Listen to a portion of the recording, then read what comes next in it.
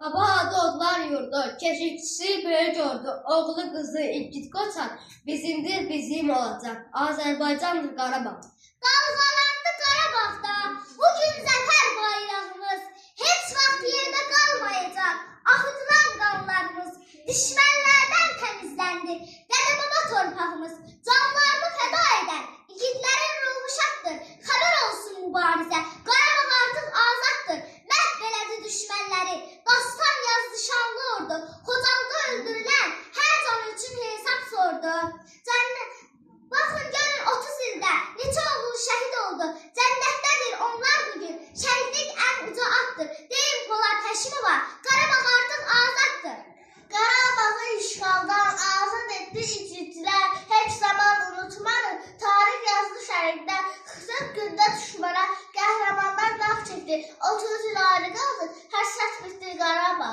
Zəfər xəbəri gəldi, noyabrın 8-i, xalqımız çox sevindi, hey yaşa Azərbaycan, çox şükür bu günlərə, bir qazandıq qələbə, həvəslə mən alıram bu şeirimi qələmə.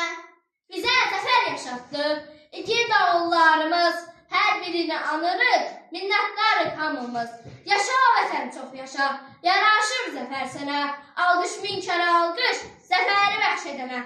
Ey vətən, ana vətən, heyranam sənə vətən, dupduru göllərin var, yamyaşıl çöllərin var, dağların baş-başadır, düzlərin tamaşadır, dərələrin dərindir, yaylaqların sərindir.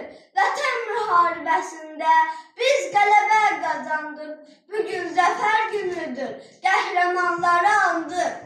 Qalx Azərbaycan oğlu, qələbə səninlədir, dalğalanır bayrağın, qürur səni bəzədir. Qarabağda əzan səsi, yenə göyə yüksəldi, hər bir dağda, hər çəməndə, vətən səsi səsləndi. Bugün bizim şan günüdür, zəfər adlı bayramdır, şəhidlərin ruhu günü, bu qələbə hamımızındır. Doğmadır torpağı daşı, Türk övladı vətəndaşı, ömrü günlü can sirdaşı, biri alov, biri ocaq, Azərbaycandır Qarabağ. Tanıyırlar boyumuzdan, irsimizdən, soyumuzdan, su içər öz quyumuzdan. Biri gövdə, biri budaq, Azərbaycandır Qarabağ.